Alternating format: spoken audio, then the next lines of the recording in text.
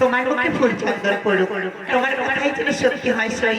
আমি যে আমার ভোলানাথকে আমি আমার আরাধ্য দেবতার রূপে পাই। সই রে দেখো গান গাই